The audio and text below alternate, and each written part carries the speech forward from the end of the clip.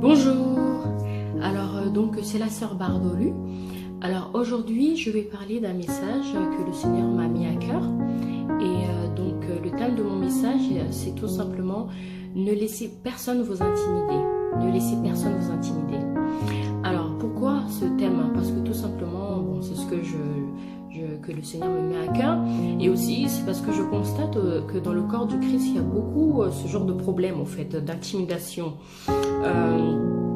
Alors pour ça je vais me baser sur deux exemples. Alors il y a l'exemple d'Esther et l'exemple de Naboth. Et pour Esther, on peut lire, donc vous pouvez lire à la maison, le livre de Esther chapitre 1. Alors dans cette histoire en fait on voit en fait que Esther, qui était reine de Perse, avait un père. Et ce père, c'était Mardoché. Et Mardoché, c'était son père adoptif. Et il s'occupait très bien d'Esther, et gloire à Dieu pour des pères comme ça. Parce qu'il allait même au palais pour vérifier si on s'occupait bien d'Esther. Voilà, gloire à Dieu pour des pères comme Mardoché. Et donc du coup, Mardoché, au fait, ne voulait pas en fait se prosterner devant Haman, parce que Haman en fait était une personne qui était tout le temps à côté du roi Assuérus, donc il avait, on va dire, un pouvoir, et donc il voulait profiter à chaque fois de ce pouvoir pour que les gens en fait se prosternent à lui. Et Mardoché, connaissant son identité, refusa de se prosterner devant Haman. Effectivement, Mardoché avait raison, parce que Mardoché connaissait son identité. Mardoché savait qui il était.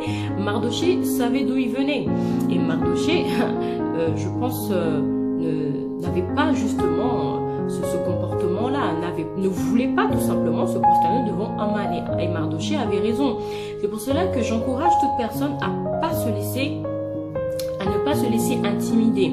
Parce qu'il y a des personnes, ils vont utiliser leur statut, au fait, leur pouvoir, leur position pour essayer de vous intimider. Mais vous ne devez pas justement rentrer dans ce jeu, au fait. Vous devez continuer à faire ce que Dieu vous demande de faire. Vous devez continuer à accomplir la volonté de Dieu. Vous devez continuer à manifester les dons de Dieu que vous avez en vous. Vous devez continuer à marcher selon sa parole.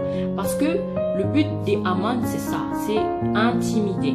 Et Dieu ne veut pas que vous puissiez être intimidé, parce que le but de l'ennemi, c'est que vous puissiez ne pas être productif, au fait. Donc Satan, il veut qu'on soit improductif. Mais Dieu veut qu'on puisse être productif. Donc c'est important, ne pas se laisser intimider par quiconque. C'est très important, parce que si on se laisse intimider, on ne peut pas accomplir la volonté de Dieu et on ne peut pas aller bien loin. Alléluia. Et du coup, on reste tétanisé, on a peur et puis on n'arrive pas à aller là où Dieu veut qu'on puisse être. Donc c'est pour ça qu'il faut se lever et obéir au Seigneur, en fait. Et parce que Mardoché, moi j'encourage vraiment les personnes comme Mardoché, parce qu'il a tenu jusqu'au bout et à la fin, Mardoché a eu la victoire. Alléluia. Parce que Haman, au fait, il avait préparé un plan machiavélique, satanique, pour aller justement pour que Mardoché ne soit plus vivant, pour enlever la vie de Mardoché. Il voulait le clouer au bois. Mais à la fin, on nous dit quoi? Que c'est Haman, alléluia, qui a été cloué au bois. Que c'est Haman qui a été cloué au bois. Alléluia. Donc c'est pour dire que quiconque dans vos vies essaiera de vous clouer au bois, eh ben ça va être l'inverse. Alléluia. Ça va être l'inverse. Toute personne qui essaiera de vous intimider, de vous faire peur, d'essayer d'éteindre ce que Dieu a mis en vous, de vous étouffer, de vous faire disparaître, de faire en sorte qu'on ne vous voit pas, au fait. Bien sûr, c'est pas vous qu'on voit, c'est Christ en vous, mais je veux dire que votre personne, que les dons que Dieu a mis en vous ne se manifestent pas, au fait. C'est ça. Donc, Dieu ne permettra pas. Dieu ne permettra pas, parce que Dieu travaille tantôt d'une manière, tantôt d'une autre. Il parle tantôt d'une manière, tantôt d'une autre. Il y a un temps pour toutes choses. Si un temps vous étiez caché, il y a un temps où vous allez plus être caché. Alléluia. Donc c'est ça. Donc ne laissez pas les Haman de votre vie, les Hamans de votre vie vous intimider. Ne laissez pas les Hamans vous dicter votre vie. Non. Celui qui dicte notre vie, c'est le Saint-Esprit. C'est la personne la plus importante. Le Saint-Esprit. Alléluia. Mardoché a été jusqu'au bout. à la fin, il a eu la victoire. À la fin, il a eu la victoire. Donc, ne laissons pas les amants intimider notre vie. Ne laissez pas qui que ce soit intimider votre vie. Que vous puissiez avoir, peu importe le projet que vous puissiez avoir, peu importe ce que Dieu vous met à cœur, peu importe ce que vous voulez faire, faites-le si c'est la volonté de Dieu. Faites-le si c'est vraiment la volonté du Seigneur. Alléluia. Quand on regarde aussi l'histoire de Naboth et Akab, Akab, au fait, il était roi de Samarie. Et vous pouvez retrouver cette histoire dans 1 roi chapitre 21. À partir du verset 1, vous pouvez commencer à lire cette histoire. Elle est très édifiante. Et du coup, Akab, il était donc roi de Samarie. Et du coup, il avait toutes les richesses. Il possédait tout ce qu'il voulait. Il pouvait avoir tout ce qu'il voulait. Mais non, non, non. Akab, qu'est-ce qu'il veut? La vigne de Naboth. Non. Pourquoi Akab voulait la vigne de Naboth? Pourtant, la vigne de Naboth, c'était donc l'héritage de son père, mais il voulait impérativement la vigne de Naboth. Mais pourquoi c'est la vigne de Naboth qui intéresse Akab? Pourquoi c'est la vigne de Naboth qui t'intéresse? Pourtant, tu es roi. Pourtant, tu as tout. Tu as la position.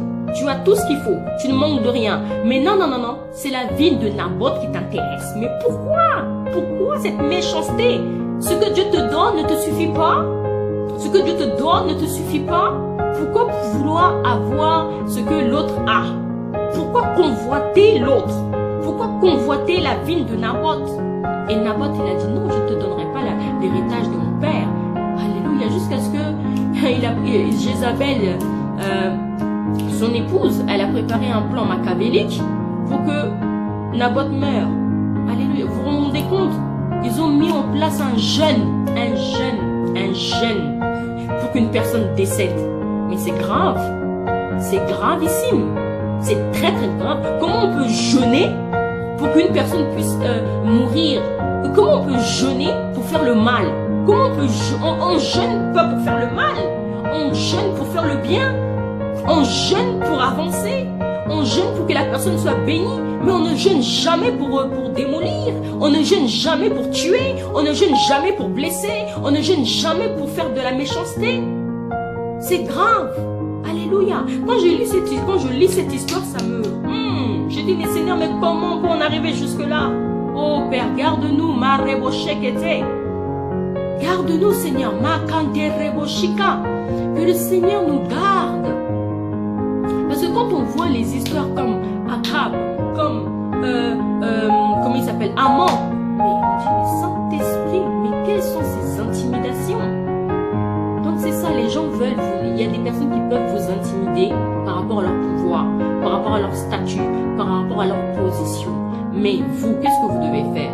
Eh bien, pas vous laisser faire, vous lever et faire ce que Dieu vous demande de faire, parce que c'est Dieu qui a le dernier mot, c'est Dieu qui a le dernier mot. Je me rappelle quand j'ai passé mon permis de conduire. Et du coup, je vous dis aujourd'hui, j'ai eu mon permis au bout de la 7e fois. Alléluia. Mais gloire à Dieu parce que je l'ai quand même eu. Alléluia. Mais j'ai eu mon permis au bout de la 7e fois. Mais j'ai persévéré parce que vraiment, l'ennemi ne voulait pas que je puisse avoir mon permis. Mais j'ai eu mon permis. Je suis une mère de famille. J'ai des enfants. J'ai besoin de mon permis. Je suis tombée sur un moniteur qui me regarde en face, qui me dit de toute façon, tu n'auras pas ton permis. Pourtant, il n'y a rien qui s'est passé. Hein. Mais elle me regarde. Elle me dit, tu n'auras pas ton permis. Je suis rentrée à la maison. J'ai dit, mais Seigneur, c'est quoi ça? C'est quoi ces paroles? Et le Saint-Esprit, il est tellement bon, il est magnifique, j'aime le Saint-Esprit. Il va te dire, mais ma fille, elle te dit ça, mais moi, qu'est-ce que je dis de toi? Qu'est-ce que moi, je t'ai dit? Alléluia. Et de là, je me suis levée, j'ai fait ma kante rebo sheketse, ma brosse raba sheketsa. J'ai dit, mais Saint-Esprit, tu as raison. Tu as raison, Saint-Esprit. Toi, tu as dit, je connais les projets que j'ai formés pour toi. Ce sont des projets de paix et non de malheur, afin de te donner un avenir et de l'espérance. Jérémie 29. Alléluia. Et quand vous entendez le Saint-Esprit vous booster, vous vous levez, vous dites, ah bon? Elle veut pas que j'aie mon permis? Eh bien, c'est ce qu'on va voir. Enfant de Dieu, j'ai persévéré dans la prière. J'ai persévéré dans la prière et j'ai eu mon permis. Aujourd'hui, je conduis, j'ai ma voiture. Alléluia. Donc, c'est ça, ne vous laissez pas intimider. ne vous laissez pas intimider par les paroles des gens. Parce qu'il y a des gens, des fois, ils sont, je sais pas qu'est-ce qu'ils ont dans leur cœur. Ils vous balancent des paroles comme ça, ils vous disent des méchancetés, mais vous vous dites, mais c'est pas possible ça, c'est pas... Vous voyez, les paroles doivent être renouvelées. C'est pour ça que le Seigneur dit, soyez transformés par le renouvellement de l'intelligence afin de discerner la volonté de Dieu, ce qui est bon, parfait, agréable. Ô Seigneur. Alléluia, alléluia, pardon. Donc c'est ça. Nous devons discerner la volonté de Dieu afin de rentrer dans notre plan. Un jour comme ça aussi, j'étais dans les transports en commun, je vois une dame, elle me parlait de ses études de médecine et je l'encourageais parce que moi j'aime bien encourager les gens et j'aime bien que les gens avancent. Et je l'encourageais. Et à un moment donné, elle me dit, mais madame, je n'arrive pas, j'ai mon permis de conduire, mais je ne peux pas conduire parce que j'ai peur. J'ai fait, non madame, vous avez le permis de conduire. Si vous avez le permis de conduire, c'est que Dieu a permis que vous puissiez avoir le permis de conduire et vous en avez besoin. Alors levez-vous, prenez votre voiture et dites, j'ai pas peur. Parce que sinon, c'est l'ennemi qui va conduire votre vie. C'est l'ennemi qui va dicter votre vie. Donc c'est ça, j'ai essayé d'encourager cette personne-là. Parce que c'est pas normal. Elle a son permis, mais elle a peur de conduire. Mais non, j'ai dit non, non, non, non, prenez votre voiture, conduisez. Parce que la peur ne vient pas de Dieu. Vous savez, quand vous avez peur, quand vous êtes intimidé, vous êtes paralysé. Vous êtes paralysé, vous ne pouvez plus bouger. Vous ne pouvez plus rien faire. Et là, l'ennemi, il est content. Il dit, ah ah, je l'ai eu. Elle ne peut plus rien faire. Et vous dites, non.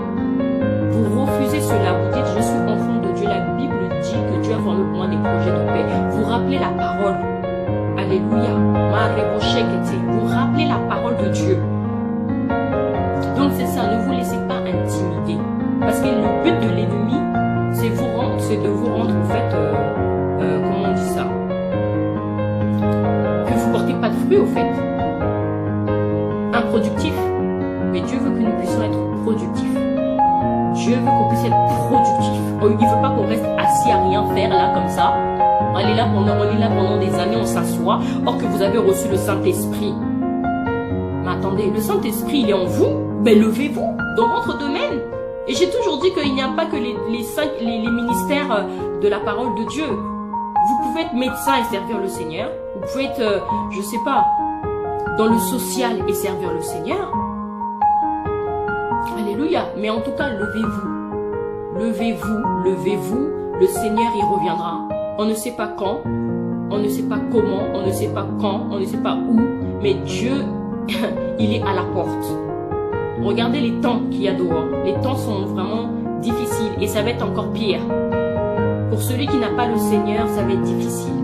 Mais ceux qui ont le Seigneur, ils vont vaincre.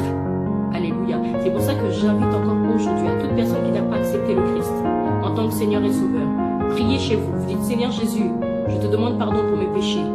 Aujourd'hui, je veux que tu t'installes dans mon cœur en tant que Seigneur et Sauveur, que tu guides ma vie, que tu conduises ma vie. Le Seigneur ne regarde pas votre apparence. Dieu, il se moque de tout ça. Vous avez un point, mais Dieu se moque de l'apparence. Dieu, ce qu'il regarde, c'est le cœur. C'est le cœur.